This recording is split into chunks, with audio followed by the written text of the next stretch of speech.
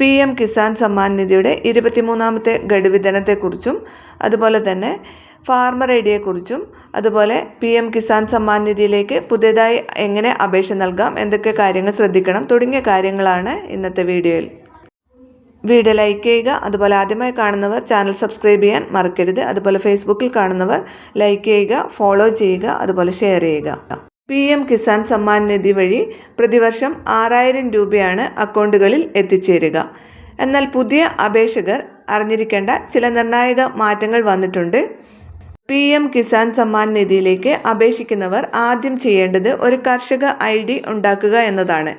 കേരളത്തിലെ AgriStack portal വഴി ഈ രജിസ്ട്രേഷൻ പൂർത്തിയാക്കിയാൽ മാത്രമേ PM കിസാൻ അപേക്ഷയുമായി മുന്നോട്ടു പോകാൻ സാധിക്കൂ. നിങ്ങളുടെ ആധാറും ഭൂരേഖകളും തമ്മിൽ ബന്ധിപ്പിക്കുന്ന ഒരു ഡിജിറ്റൽ രേഖയാണ് ഇത്.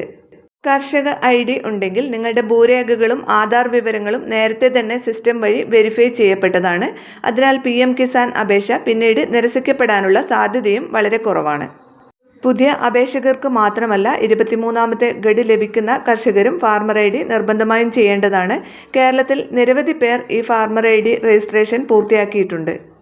ഫാർമർ ID എടുക്കാൻ നിങ്ങളുടെ ആധാറുമായി ലിങ്ക് ചെയ്ത മൊബൈൽ നമ്പർ, ഭൂമിയുടെ കരമടിച്ച രസീത് എന്നിവ മാത്രം മതി.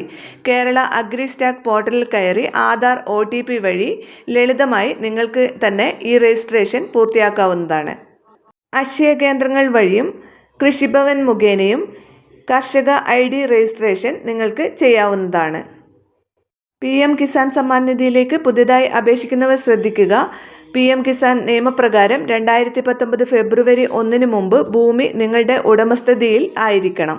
ആയതിനാൽ ഈ കാലയളവിൽ വിവരങ്ങൾ വ്യക്തമാക്കുന്ന നികുതി റെസീറ്റും അതുപോലെ തന്നെ അതായത് 2019 നികുതി റെസീറ്റും ഒപ്പം ഏറ്റവും പുതിയ കരമടച്ച രസീതും കയ്യിൽ കരുതുക.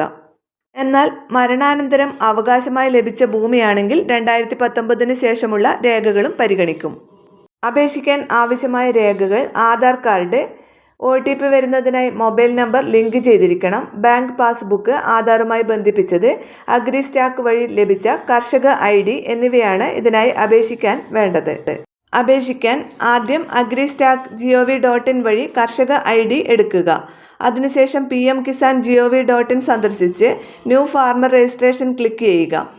നിങ്ങളുടെ വിവരങ്ങളും കർഷക IDയും നൽകി അപേക്ഷ സബ്മിറ്റ് ചെയ്യുക. അപേക്ഷ പൂർത്തിയായാൽ ലഭിക്കുന്ന ആപ്ലിക്കേഷൻ ID സുരക്ഷിതമായി സൂക്ഷിക്കുക. സ്വയം ചെയ്യാൻ ബുദ്ധിമുട്ടുള്ളവർ അടുത്തുള്ള അക്ഷയ കേന്ദ്രങ്ങൾ വഴി ഈ സേവനം എളുപ്പത്തിൽ ചെയ്യാവുന്നതാണ്. ശരിയായ രേഖകൾ നൽകി കൃത്യസമയത്ത് തന്നെ അപേക്ഷിക്കുക. മറ്റൊരറിയിപ്പുള്ളത് PM കിസാൻ സമ്മാൻ നിധിയുടെ 22ാമത്തെ ഗഡുവും അതിനു മുമ്പുള്ള ഗഡുക്കളൊക്കെ ലഭിക്കാതിരുന്നവർക്കുള്ളതാണ്. ഗഡു ലഭിക്കാത്തവർ PM കിസാൻ സമ്മാൻ നിധിയുടെ വെബ്സൈറ്റിൽ കയറി സ്റ്റാറ്റസ് ചെക്ക് ചെയ്യുക. എന്താണ് നിങ്ങളുടെ പ്രശ്നമെന്ന് കണ്ടെത്തി അതിനുശേഷം അത് പരിഹരിച്ചാൽ തീർച്ചയായും നിങ്ങൾക്ക് മുടങ്ങിയ ഗഡുക്കൾ ലഭിക്കുന്നതാണ്. EKYCയും ലാൻഡ് സീഡിംഗ് അതുപോലെ ആധാർ ബാങ്ക് അക്കൗണ്ടുമായി ബന്ധിപ്പിക്കൽ തുടങ്ങിയ കാര്യങ്ങൾ കൃത്യമാണോ എന്ന് പരിശോധിക്കുക.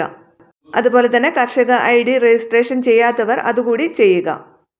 എല്ലാ കാര്യങ്ങളും ശരിയാക്കിയാൽ 23ാമത്തെ ഗഡുവിനോടൊപ്പം നിങ്ങളുടെ മുടങ്ങിപ്പോയ തുക കൂടി നിങ്ങൾക്ക് ലഭിക്കുന്നതാണ്. അതുപോലെ തന്നെ PM കിസാൻ സമ്മാൻ നിധിയുടെ 23ാമത്തെ ഗഡു വിതരണമാണ് ഇനി നടക്കാനുള്ളത്. ജൂലൈ മാസത്തിലാണ് ഇതിൻ്റെ വിതരണം ഉണ്ടാവുക. അപ്പോൾ വീഡിയോ ഷെയർ ചെയ്യാൻ മറക്കരുത്.